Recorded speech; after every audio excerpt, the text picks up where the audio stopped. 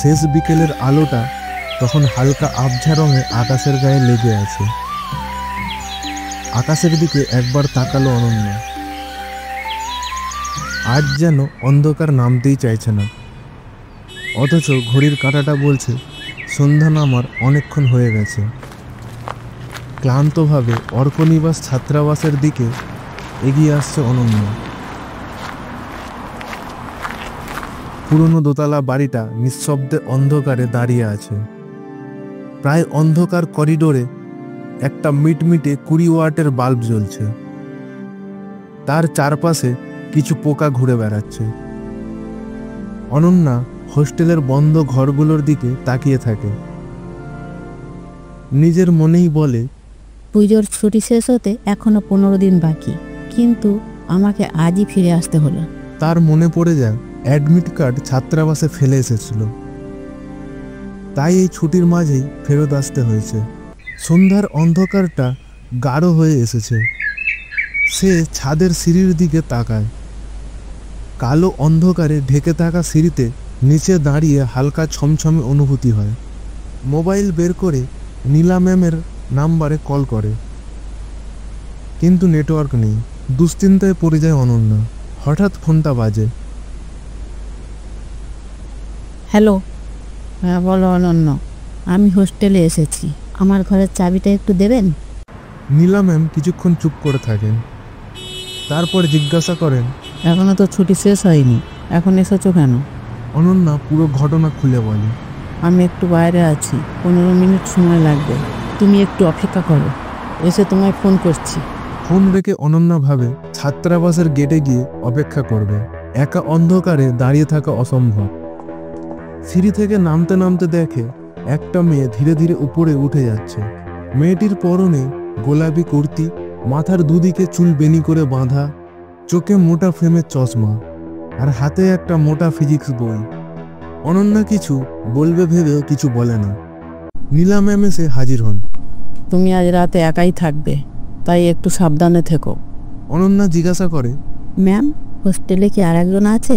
সে ওই মেয়েটির কথা বলতে চায়, কিন্তু তখনই নীলা ম্যামের ফোন বেজে ওঠে। হ্যালো জিতেন কাকু, 207 নম্বর ঘরের চাবিটা একটু দিয়ে যাও তো। চাবি নিয়ে ঘরে ঢুকে দেখে 3টে খালি বেড পড়ে আছে। অনন্যা ঠিক করে বাইরে থেকে কিছু খাবার কিনে এনে খেয়ে রাতে ঘুমাবে। ফিরে এসে দেখে করিডোরের সব আলো বন্ধ, শুধু সিঁড়ির উপরের আলোটা কাঁপছে। ঘড়িতে 8:30 বাজে। নামার সময় দেখে কেউ একজন সিঁড়ির উপর বসে আছে। হালকা আলোয় দেখা যায় সেই গোলাপি কুর্তি পরা মেয়েটা অন্ধকারে বসে বই পড়ছে। এই অন্ধকারে কেউ পড়ে কিভাবে? জিতেন কাকু, করিডোরের লাইটটা কাজ করছে না, একটু দেখবেন?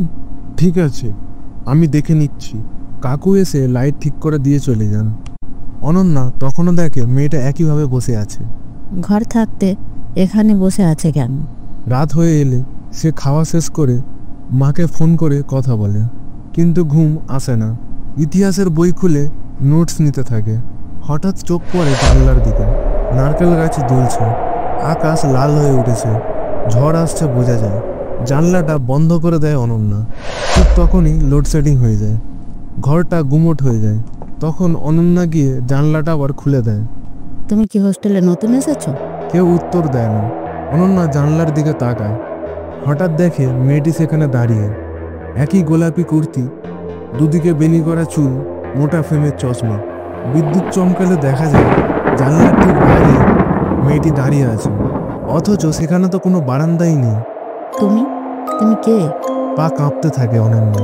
এমার্জেন্সি লাইটেরও চার্জ শেষ। ঘরের ভিতর অবলীলায় ঢুকে পড়ে সেই মেয়েটি। মুখে কোনো কথা নেই, চোখ সরাসরি ছাদের দিকে।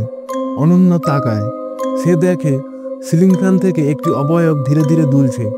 মেয়েটা একবার তাকায়, তারপর সিলিং ফ্যান থেকে ঝুলতে থাকে। অনন্যা ভয় আর চমকে জ্ঞান হারায়। চোখ খুলতেই দেখে জিতেন কাকু আর নীলা ম্যাম তাকে ধরে বসে আছেন। কি হয়েছিল অনন্যা? অনন্যা সব মনে করে বলে, আমি জানলার পাশে একটা মেয়ে দেখেছিলাম, গোলাপি কুর্তি, দুদিকে বেনি করা চুল। নীলা ম্যামের মুখে ভয় ফুটে ওঠে।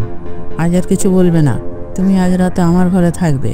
তোমার বন্ধুরা না আসা পর্যন্ত তুমি আমার কাছেই থেকো। সকালে ঘুম ভেঙে দেখে নীলা ম্যাম জানলার পাশে দাঁড়িয়ে। ম্যাম, কাল রাতে যে মেয়েটা, ওর কথাই ভাবছিলাম। প্রায় 10 বছর আগে আমি এই হোস্টেলে নতুন জয়েন করেছি। সেই ঘরেই থাকতো প্রজ্ঞা। প্রতিবার চাকরির পরীক্ষায় ফেল করার পর এক রাতে সে সিলিং ফ্যানে ঝুলে পড়ে। তারপর থেকেই তাকে মাঝে মাঝে দেখা যায়। ভয় পেও না অনন্যা, সে কারো ক্ষতি করে না। একটা ঘর খালি আছে, তোমার বন্ধুরা এলে ওখানেই থাকবে।